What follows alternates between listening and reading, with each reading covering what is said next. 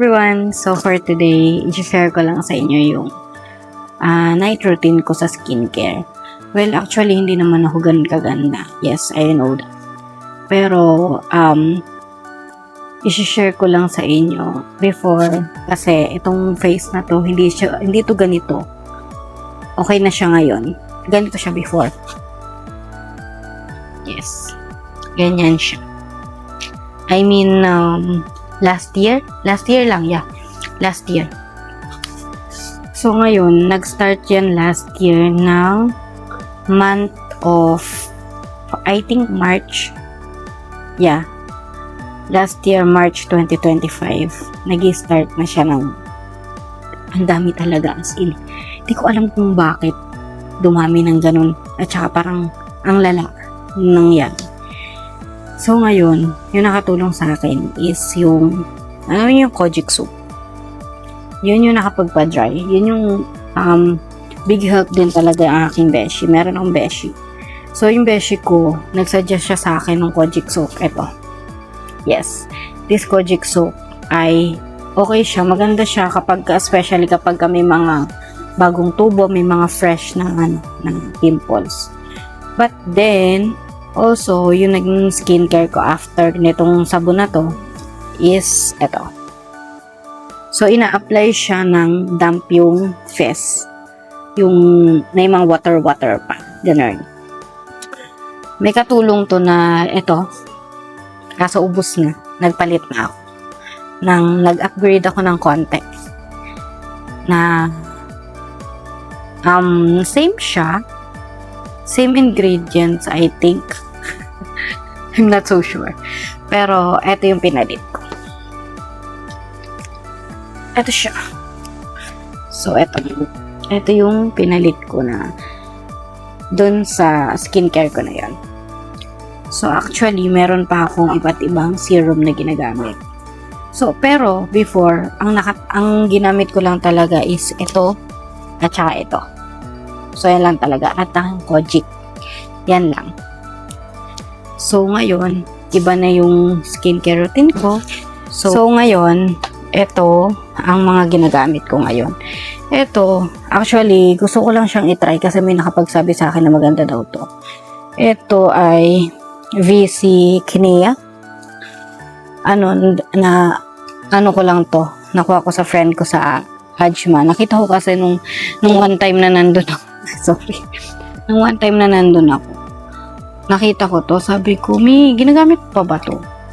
Kasi meron pa siyang stock doon. Sabi niya sa akin, binili niya daw sa Pilipinas nung umuwi siya. Sakto, that time kasi nung pumunta ako doon. Alam kong pauwi siya the next month. So sabi ko, meron pa akong nakitang isang stock na puno na hindi pa niya na-open. So sabi ko, may akin na lang tong isa. Please. So ngayon, sponsored by. Di pa ako bumili na akin. Kasi gusto ko pala naman siyang itry muna eh. Kasi nga, maganda daw tapos hindi siya matapang sa mukha. So ngayon, apply tayo.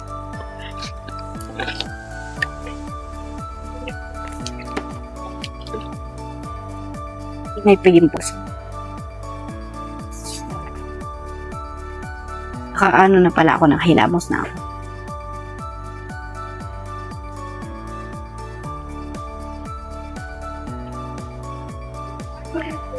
Ayan.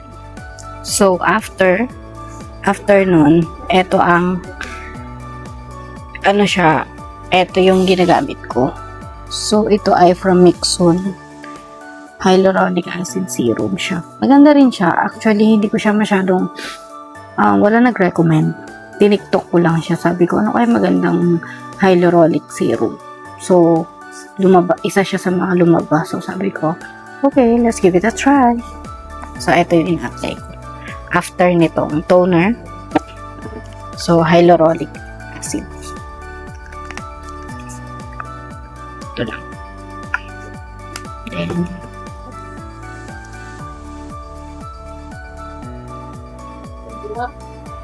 yan. Yan. So, after nyan, medyo matutuyo-tuyo na siya. So, ano ko naman sa inyo is ito. Before, ito yung tatlong serum na ginagamit ko ngayon. Ito, Sorry, hindi pala tatlo, dalawa. Pero itong isa kasi is retinol siya. So, ito, ginagamit ko siyang tatlo. Ginagamit ko, pero hindi siya like everyday. Nilagyan ko siya ng label kung kailan ko siya gagamitin. Tapos, meron, yung ginamit ko before is ito. Jumiso. So, maganda rin siya. Maganda rin naman siya nung ginamit ko. Kaso nung naubos na, sabi ko parang gusto kong mag-anwa. Gusto ko talaga mag-anwa. Gusto ko talaga i-try itong anwa. Kasi naririnig ko talaga na maganda yung mga review. Maganda yung brand niya. Tapos, ito naman, i-chika ko lang. Ito, binili ko siya dun sa, nung binili ko kasi ito, naghahanap talaga ako anwa talaga yung target. Kaso kasi that time, medyo tight. Kahit naman ngayon, tight ang budget. So, merong nag-a-assist dun. Sabi ko, ate, ano bang magandang yan? Ano marirecommend mo sa akin na niacinamide? Sabi ko. Tapos, ang sabi niya sa akin, eto oh. Tapos, eto nga yung binigay niya. Tapos, sabi ko, maganda ba to? Tapos, sabi niya, mura din. Siyempre, dun tayo sa, reality check. Dun tayo lagi sa mura, diba? So, sabi ko, ate, maganda ba to? Pero hawak ko na yung anwa that time. Itong anwa na to. Pero hindi ko siya same time na binili. So, hawak ko na to. Tapos hawak ko na, hawak ko na to. Pero ito ay, sabi niya maganda rin daw. Sabi ko, okay, let's give it a try since mura din naman siya. Hindi naman siya ganun kamahal. So, binili ko to. So, ngayon, nung binili ko kasi to, is, nung binili ko to, nung trinay ko, first try ko, sabi ko, bakit ganun? Parang may something. Parang, pag ginaganyan mo talaga siya, may something. Oy, nagtuyo na. Tingnan na itong nilagay ko. So, parang sabi ko, parang may something. Parang medyo masakit siya sa balat. Tapos, sabi ko, parang gusto kong bumili pa ng isa. Gusto ko talaga si Anwa. So, ngayon, bumili ako ng Anwa. Tinamara ko lang. Syempre, dun tayo sa makakamura. Kasi, in-Amazon ko lang. Kasi dun sa bibilhan ko dapat na score is 50 plus something. 56. To be exact. Tapos ito, that time, kay Amazon is only 45. So, syempre. Tapos, Tamara pa. O, di dun tayo go. Split transaction. Kasama ko itong binili that time. So, ngayon, yung pag-apply ko naman itong tatlo na to. Tatlo na to. Pag-apply ko, nilabelan ko siya. Ito. Nilagay ko siya ng Monday at Friday. So, ito yan. Ito Monday at saka Friday ko siya ina-apply. Tapos ngayon is, this one is retinol. Ina-apply ko siya every Sunday at saka Wednesday. Kasi nga, hindi nga siya maganda ng everyday. Hindi siya recommended ng everyday. Tapos, small amount lang siya pag ina-apply. So, kasi masyado matapang. So, siya? Sunday at saka Wednesday. Ina-apply. Then, this is the one, the Anwa. So, itong Anwa is, ang label niyan dito. Para hindi ko siya malimutan. So, ang ina-apply ko siya ng Saturday, Tuesday, and Thursday. So, today, Thursday, apply natin siya. Diba? So, tuyo na kasi to. Tuyo na tong in-apply ko na to. So, eto, hindi ko siya in-apply. Napansin nyo, hindi ko siya in-apply kasi, ngayon, ginagamit ko siya kapag morning. Morning ko naman to ginagamit. Kasi sa morning, hindi ako naglalagay nito eh. Medyo tinitipid ko nga. Siyempre, alam ko ang skincare, dapat hindi talaga siya tinitipid eh. But then, kailangan eh. Mahal nga kasi. So, kailangan tipirin. So, eto na. I-apply ko na siya.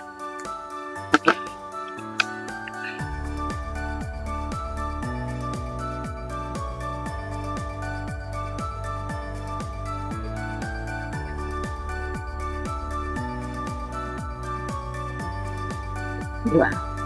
So, apply ko na.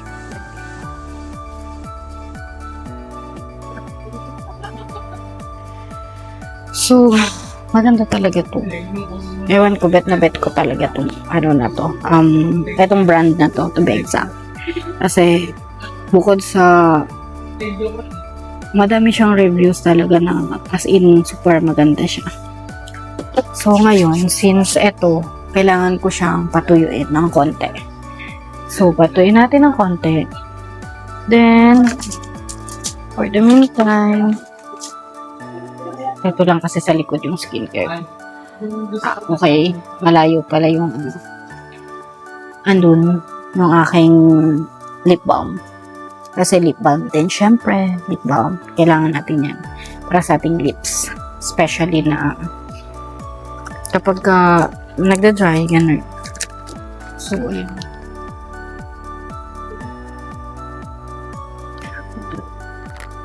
Sabi ko nga, hindi naman ako ganun ka-pretty. Pero gusto ko lang din i-share talaga. Kasi, syempre, ang confidence natin talaga nanggagaling sa mukha, di ba? So, dapat, may para ma-share ko lang kung paano ako bumalik yung confidence ko sa sarili ko. Kasi that time, alam nyo, ang hirap.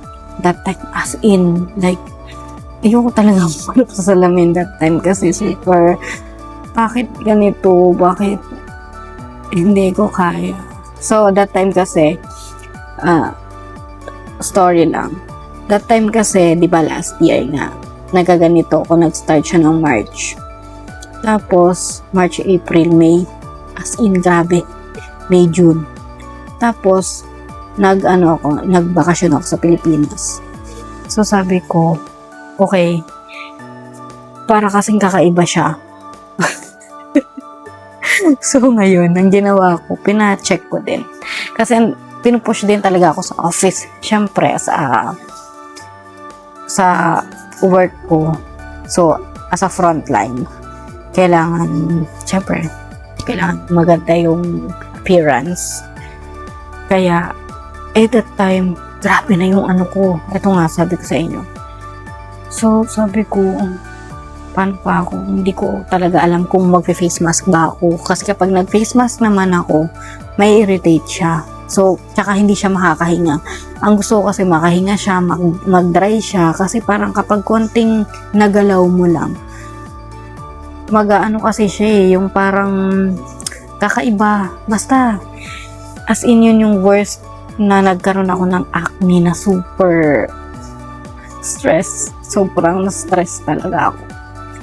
Tiyempo lang din talaga na umuwi ako ng Pilipinas that time for my vacation ng 1 month. Kaya, na-heal siya. Ewan ko kung sa tubig ba dito, pero, hello, 9 years already. 9 years na ako dito sa UAE. Actually, twice na yun nangyari.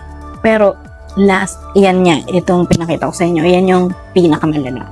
Na as in, hindi ko siya talaga ma-explain kung anong pakiramdam, pero hindi siya magandang pakiramdam. So, ngayon, ayan, medyo sticky pa rin siya, pero hindi na siya ganun kabasa. Diba? Ayan. Ito kasi ang best part talaga. Ito ang best part. Ito talaga yung nagdadal. Ewan ko, bet na bet ko siya nung trinay ko. Nung sabi ko, ay, talaga siya. Nag-glass skin. Pakita ko sa inyo. So, ito. Siyempre, hindi rekta. Kamay tayo. Lagay natin sa natin.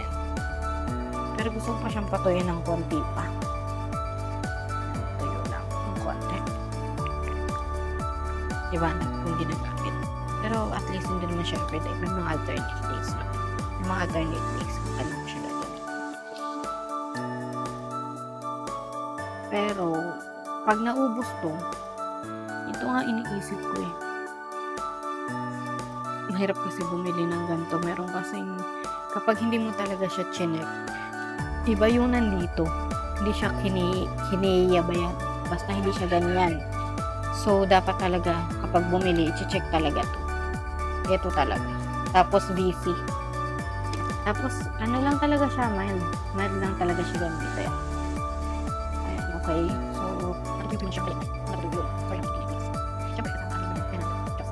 Okay. Ayan. Medyo tuyo na siya, di ba? Walang filter yan, ha? Grabe kaya yung ano ko before. Hindi ko kaya ng walang filter. Pero ngayon, okay, carry, kabog. Diba? Okay. So, this is the final touch. Ayan, so mag-apply na tayo. Ay, hindi pa inubos sa bagong bili to. Ayan.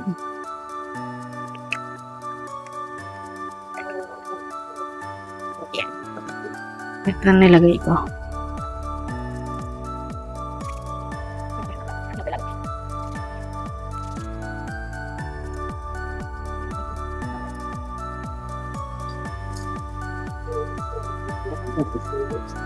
So, tutuyuin ko lang siya.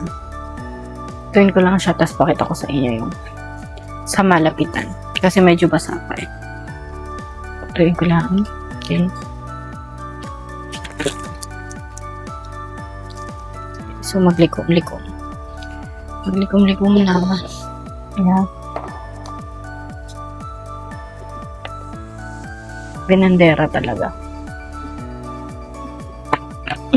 Ubus na rin ito.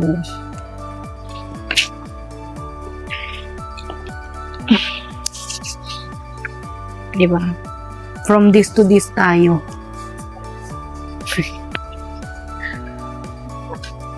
From this to this.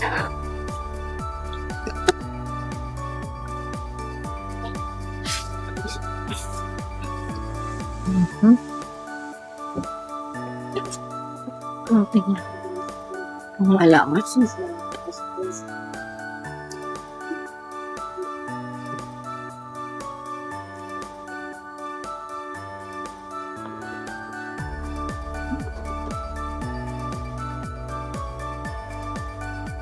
Oo, alam ko hindi naman ako ng papel ko.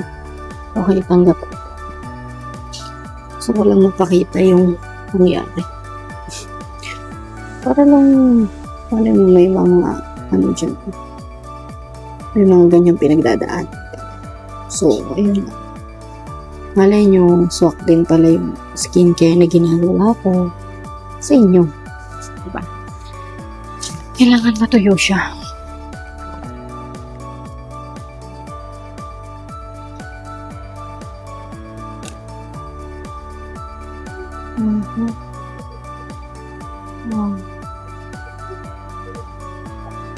Tagyawat. Sorry.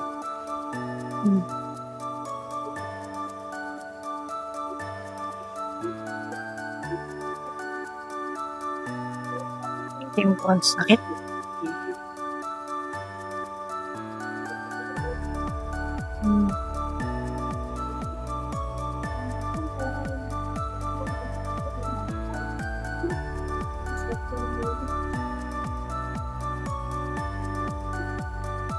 So, ayun lang for today's vlog. Sharing. Yun lang. Bye!